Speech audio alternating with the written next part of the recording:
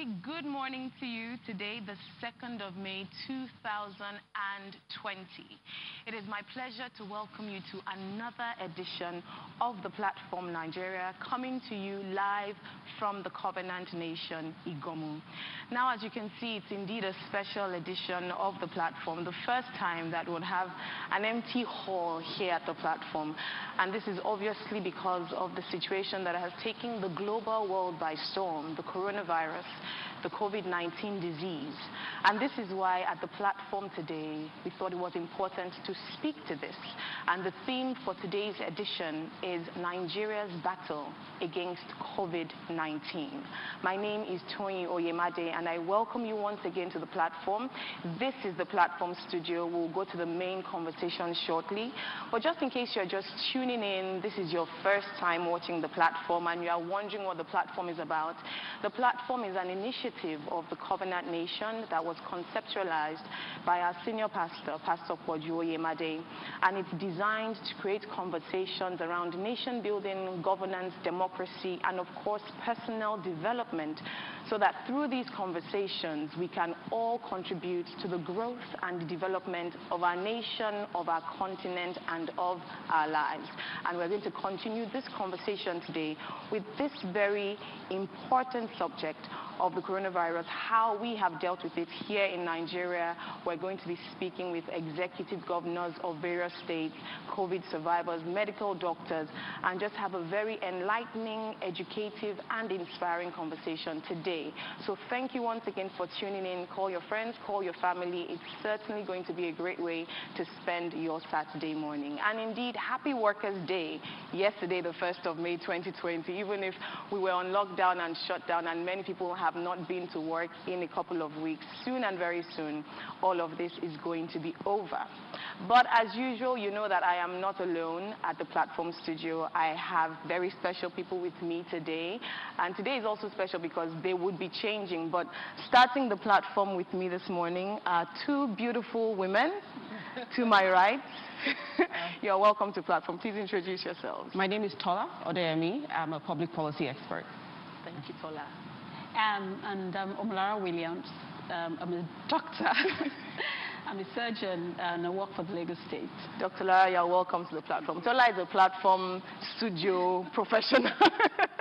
So she's always been with us, but Dr. Lara, it's good to have you here. And you hesitated before saying, I'm a doctor. Was there a reason why you did that? Oh, yeah, because we're talking about COVID and everybody has been talking about doctors and frontlining, you know, dealing with what's going on. And it's been interesting. It's been such a transformation, changing the work environment, everybody being at home. Yeah, we're seeing COVID patients, but even our workspace as doctors has changed as well. Patients who need, you know, regular routine treatment, elective treatment, it's sort of safer for them to be at home for now. And so, of course, they're agitating to also, you know, things might be elective yet, you want to get it sorted. So it's really transformed how we work as well. Everybody is antsy, sort of, you don't know which patient is positive, which one is not. Despite all the testing, you know, there's still the concern that what if there's false negative, or if, you know, and you're waiting for someone you're not sure who might infect you and who might not, and then you still want to deliver quality care. Exactly. To your patients. It's really changed things. And I know that for doctors, there is even some stigma. Once you say you're a doctor, it's like, stay away from me, doctor. But we'll come and talk about that later. Yes. Tola, how has this season been for you? I mean, so for the first time, I'm actually happy to be amongst people today. I don't think I've seen this many people since the lockdown started. It's been great. You know, I'm fortunate enough to be able to work fully from home, and that's good. But at the same time, you know, just thinking about what's going on the outside. Yes, I'm safe on the inside, but just thinking of the thousands of people in Nigeria, millions of people globally that have had to deal with this health problem, you know, issue, people that have died, and that makes me sober at times. But then again, you know, we see people recovering and going back to their full lives, and that gives me a lot of hope, and a lot of hope going forward after this thing is over in terms of how we would change as human beings for the better. after this I is like done. that, for the better. For the better. For the better. And it's interesting because it's not just a medical issue, it's a social issue, it's an economic issue, it's a family issue, and there are many things that have almost come out in this last 4 to 5 weeks that just being isolated or being at home has shown us that life is... Doctor, what do you have to say to that? Okay, so being a medical person, we got to go out, so to say. You have to go to work, but you know, it's not been easy for people to be at home, particularly those who have to earn their income on a daily basis. It's been quite challenging. But one of the things that I've noticed in all of this is that I hope, you know, Tola was talking about, you know, we coming out of this into a better place, for it to be a better life. I think that this should encourage people to bond together better after all of COVID. Because what I've realized is some of the people that have most challenges are people that are not connected with other people. You find your driver will call you, your mechanic will call you, your electrician will call you that things are bad, and if you're in a position to help, you know, we're able to support one another, you know, like a true village, come together to support one another and reach out to other people, which those who are not connected like that are not able to do, and it's been really challenging. But fortunately, you know, different organizations, churches, you know, NGOs have been reaching out to people, and it's been really interesting, and we're really glad to see that is happening and people are being supported. Okay, fantastic. We need to go quickly now for the main program to start.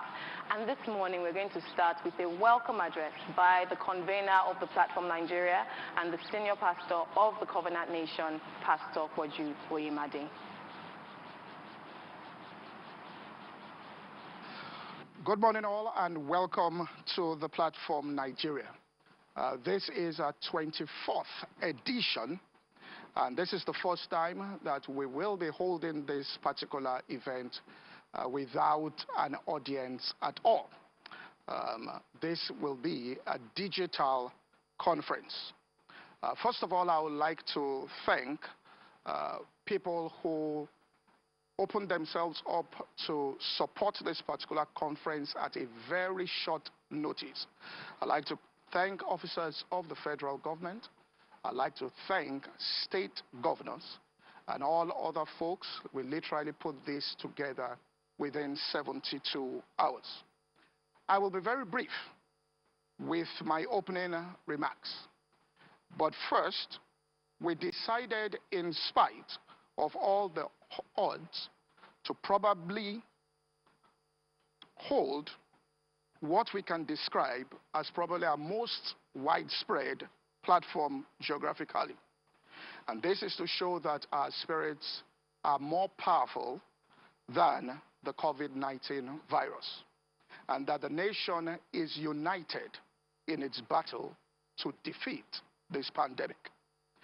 I want to, at this particular point, thank all the medical personnel and frontline workers in this battle against this epidemic. We as a nation have come to see the importance of your work and to see the importance of healthcare. I doubt whether any other thing apart from health-related issues could have shut down the entire world the way this has. I remember a friend of mine in UK who is a medical doctor. He told me a story about an elderly man he was treating during this time.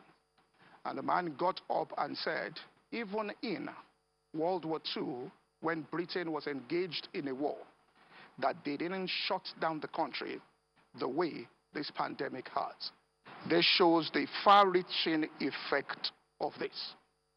However, it makes me reflect personally on something, and that's what I want to share briefly this morning. My parents are both medical doctors, and I was born while they were living on the premises of the University College Hospital, Ibadan. So I must have spent the first few years of my life, maybe around about 2 years. Now, if I got the timeline wrong, I'm sure my mother will call me immediately after this event to correct me. But UCH then was regarded as one of the best 10 hospitals in the Commonwealth nations, region, which included therefore hospitals in England, Wales, Scotland, Canada, Australia, and New Zealand. That showed the kind of healthcare system that was in Nigeria then. This shows how much we have dropped the ball on healthcare in this nation. And I hope this time will serve as a wake-up call to this nation to lay emphasis upon rebuilding the infrastructure of the health system in this nation. I read words from a roundtable discussion in a Canada's knowledge economy on new models for health innovation. And it was said there that health and healthcare sector should be viewed not as costs to be endured, but as opportunities to be explored. It should be, they said, the prime and prized example of innovation, implementing the vision of the health sector as an engine of economic growth. And I'll close by the words of someone who I don't want to mention.